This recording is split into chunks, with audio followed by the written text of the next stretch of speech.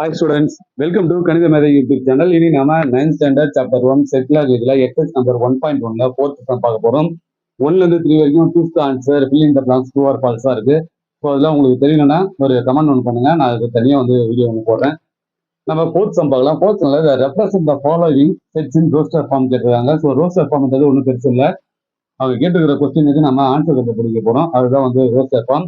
அப்புறம் பில்டர் ஃபார்ம்னு ஒன்று வரும். அது என்னன்னா கொடுத்துருக்கிற பதிலுக்கு நம்ம கொஸ்டினை ரைட் பண்ண போறோம். அவ்வளவுதான், சிம்பிள். இதுல ஃபர்ஸ்ட் சம் பாத்தீங்கன்னா A equal the set of all natural numbers less than 20 சொல்லியிருக்காங்க. ஸோ வீடியோக்குள்ள பார்த்து முடியும். நம்ம சேனலை சப்ஸ்கிரைப் பண்ணாதவங்க சப்ஸ்கிரைப் பண்ணுங்க. அப்படியே கூட இருக்கிற பெல் பட்டனையும் ப்ரெஸ் பண்ணிக்கோங்க. அப்பதான் நம்ம போற அடுத்தடுத்த வீடியோ உங்களுக்கு வரும். நீங்களும் இந்த சம்ஸ் பார்த்து சுலபமா தெரிஞ்சுக்கலாம். ரொம்பவுமே கஷ்டம்லாம் கிடையாது சம்ஸ். நான் ரொம்ப ஈஸியா உங்களுக்கு சொல்லித்தரேன். ஓகேங்களா? ஸோ ஃபர்ஸ்ட் சம் என்ன கொடுத்துருக்காங்க? A the set of all natural numbers less than 20 கொடுத்துருக்காங்க. ஸோ நேச்சுரல் நம்பர் நமக்கு தெரியும் 2, 4, 6 போயிட்டு இருக்கோம். இதுதான் நேச்சுரல் நம்பர். ஓகேங்களா? ஸோ ஆன்சர் பார்த்தீங்கன்னா ஏ என்னது 2, 4, 6, 8, 10, 12, 14, 16, 18. ஸோ 18ஓட நம்ம எடுத்துக்கணும். ஏன்னா லெஸ் தென் 20 கேட்டிருக்காங்க. 20க்குள்ள இருக்கிற நேச்சுரல் நம்பர் தான் இதுதான். ஓகேங்களா? இப்போ நெக்ஸ்ட் ஒன் சம் பாருங்க. இதுல என்ன கேட்டிருக்காங்கன்னா c equal to x such that x is perfect cube. 27 விட பெருசா இருக்கணும். அதுல எக்ஸ் 216 வரைக்கும் இருக்கணும்னு சொல்லியிருக்காங்க. ஓகேங்களா? ஸோ நமக்கு ஸ்கொயர் ரூட் தெரியும். எப்படி நம்ம ஸ்கொயர் கண்டுபிடிப்போம்? ஒரு நம்பர், அதாவது சேம் நம்பரை 2 டைம்ஸ் மல்டிப்ளை பண்ணா அது ஸ்கொயர் அப்படின்னு சொல்லுவாங்க. ஸோ இப்போ நம்ம 2 × 2 போட்டோம்னா இவ்வளோ ஒரு 4. இதுதான் ஸ்கொயர். ஓகேங்களா? கியூப் அப்படின்னா இதே நம்பரை 3 முறை நாம மல்டிப்ளை பண்ணணும். அதாவது ஒரு சேம் நம்பரை 3 டைம்ஸ் மல்டிப்ளை பண்ணா வரதான் கியூப். இப்போ இதே 2 × 2 × 2 போட்டா எவ்வளோ வரும்? 8. இதுதான் கியூப்.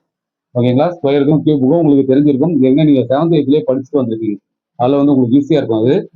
இப்போ நம்ம என்ன கேட்டிருக்காங்க? 27 கேட்டிருக்காங்க. ஸோ நம்ம என்ன நம்பர் கண்டுபிடிக்க போறோம்? அடுத்ததான் கண்டுபிடிக்கலாம். 3 × 3 × 3 எவ்வளவு வரும்? 27.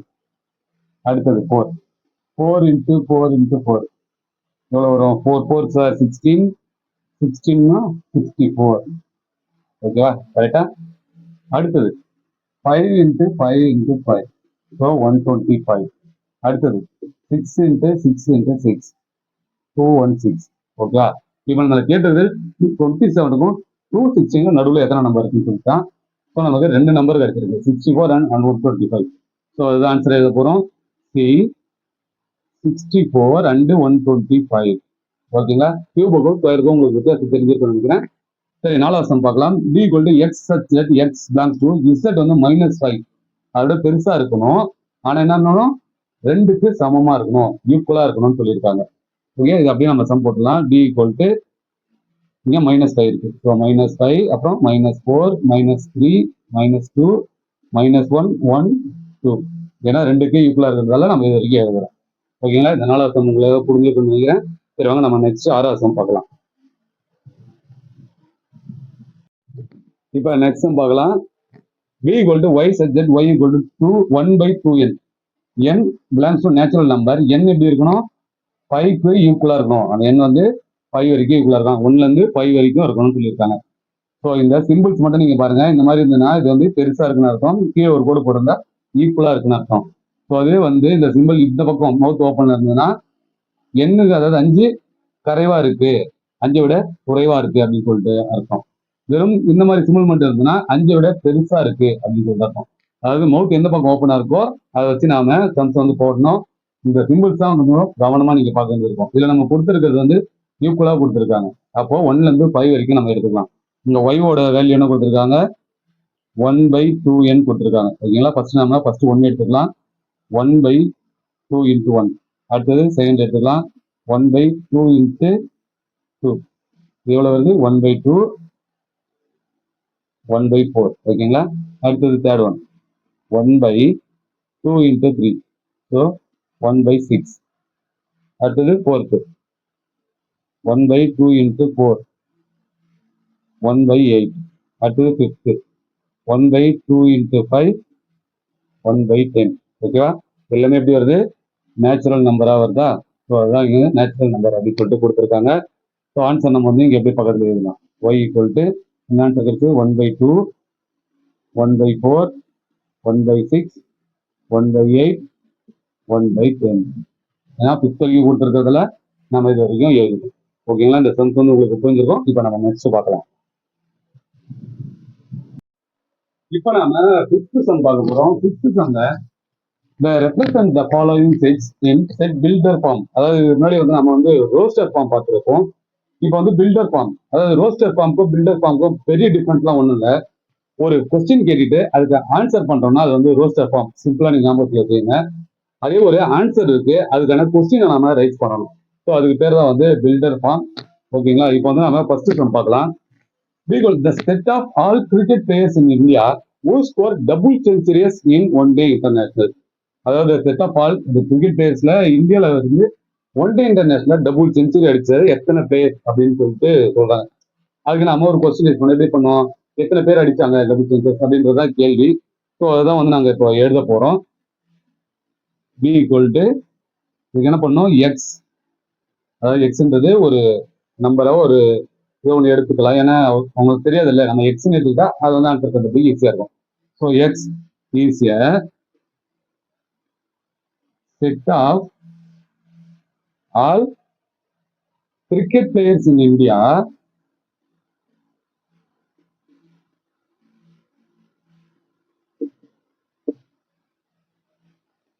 set of all cricket players in India who score double century on one day international.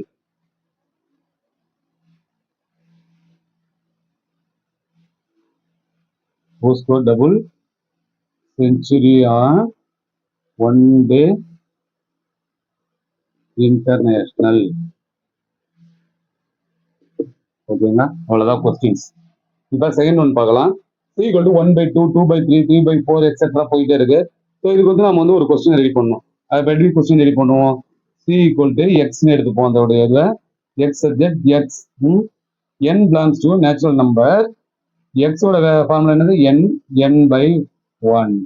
ஓகேங்களா, இதுதான் வந்து இப்போதான் எடுத்துக்கணும். ஸோ எப்படி இது வரும் அப்படின்னு சொல்லி கேட்டிங்கன்னா அதுக்கும் வந்து பாருங்க. இப்போ என்னோட வேல்யூ ஃபர்ஸ்ட் 1/2, 2/3 இருக்கு. ஸோ n/n+1 நம்ம எடுத்தோம்னா பக்கத்தில் சும்மா போட்டு பார்க்கலாமே. இப்போ என்னோட வேல்யூ ஃபர்ஸ்ட் 1 எடுக்கலாம். 1/, அப்போ என்னோட வேல்யூ என்ன இருக்கு, 1+1. ஸோ 1/2 ஃபர்ஸ்ட் ஆன்சர் இருந்துச்சா. இப்போ செகண்ட் ஒன் எடுத்து பாருங்க, 2 போட்டு பாருங்க. 2+1 2/3, 2/3. ஸோ நம்ம தான் கொஸ்டின் வந்து ரொம்ப ஈஸி தான், எங்கேயும் ரொம்ப கஷ்டம் இல்லை. ஜஸ்ட் அந்த கொஸ்டின் எல்லாம் நம்ம படிச்சா போதும், ஆன்சர்ஸ் வந்து ரொம்ப ஈஸியாக போட்டுடலாம். ஓகேங்களா, இப்போ நெக்ஸ்ட் கொஸ்டின் பாருங்க. அந்த ஃபிஃப்த்லயே third one, D = the set of all Tamil months in yearன்னு சொல்லியிருக்காங்க. ஸோ இதுக்கு எப்படி நாம கொஸ்டின் வந்து ரெடி பண்ண போறோம், அவ்வளோ. ஓகேங்களா, ஸோ D என்ன பண்ணுவோம், X subject X belongs to set all Tamil months in year.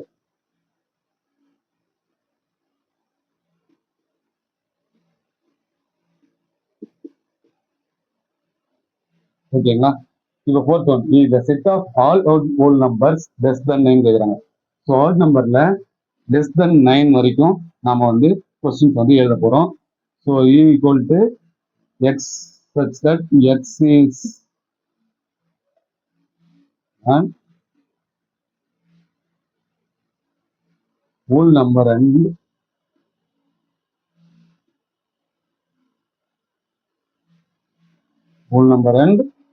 x 9. ஓகேங்களா, இதான் எழுதணும். சரி, இப்போ நம்ம நெக்ஸ்ட் கொஸ்டின் போகலாம். இப்போ நம்ம சிக்ஸ்த் சம் பார்க்கலாம். சிக்ஸ்த் சம்ல represent the following in descriptive form அப்படின்னு சொல்லிட்டு கொடுத்துருக்காங்க. ஸோ இந்த டிஸ்கிரிப்டிவ் ஃபார்ம் தான் இப்போ நாம பார்க்க போறோம். இதுல ஃபர்ஸ்ட் கொஸ்டின் என்னன்னா, B = ஜனவரி, ஜூன், ஜூலைன்னு சொல்லியிருக்காங்க. ஸோ இதுல வந்து நமக்கு என்ன சேமா இருக்குன்றத பார்க்கணும். இதுல எல்லாமே வந்து ஜேல ஆரம்பிக்குது. ஸோ ஜனவரி, ஜூன், ஜூலை மூணுமே வந்து சேம்ல ஆரம்பிக்குது. அப்ப நம்ம வந்து இங்க என்ன எழுத போறோம், P = set of all months beginning, set of all months எங்க ஆரம்பிக்குது, beginning எதுல ஆரம்பிக்குது, with the letter J அப்படின்ற ஃபார்முலா. ஃபர்ஸ்ட் லெட்டர் எதுல ஆரம்பிக்குது, ஜேன்னு ஆரம்பிக்குது. ஸோ அதான் நம்ம வந்து எழுதுறது. நெக்ஸ்ட் ஒன் பாருங்க, Q = 7, 11, 13, 17, 19, 23, 29. ஸோ இது எல்லாமே உங்களுக்கு பார்க்கும்போது என்ன தெரியுது, இது எல்லாமே வந்து பிரைம் நம்பர்ஸ். பிரைம் நம்பர்ஸ் எதுல இருந்து இருக்கு, 5க்கு மேல 31 இங்க 29 இருக்கு. ஸோ 31 இருக்கு. அப்ப இது நம்ம என்ன பண்றோம், எப்படி எழுத போறோம், இந்த set of all prime numbers but between 5 and 31. ஓகேவா, என்ன பண்ண போறோம், the set of all prime numbers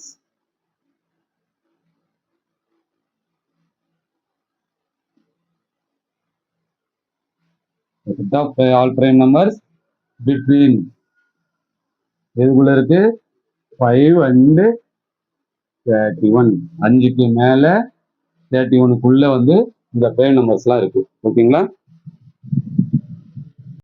இப்போ நெக்ஸ்ட் சம் பார்க்கலாம். நெக்ஸ்ட் சம்ல r equal to x belongs to natural number x 5 கொடுத்துருக்காங்க. ஸோ நேச்சுரல் நம்பர் வந்து நம்ம 5க்குள்ள வந்து என்ன இருக்குன்னு நமக்கு தெரியணும். ஸோ அதுதான் இங்கே நம்ம வந்து ஆன்சர் எழுத போகிறோம். ஸோ எப்படி இருக்கு, லெஸ் தென் 5 உள்ள இருக்கு. ஸோ ஆர் ஈக்குவல் டு எப்படி எழுத போகிறோம், இந்த set of all natural number, the set of natural number less than 5 குள்ள. ஓகேங்களா, ஸோ லெஸ் தென் 5, அவ்வளோதான், சிம்பிள் தான். நெக்ஸ்ட் ஒன்று X equal to X is concept the English alphabets அப்படின்னு சொல்லியிருக்காங்க. ஸோ எஸ் நம்ம எப்படி எழுத போகிறோம், த செட் ஆஃப்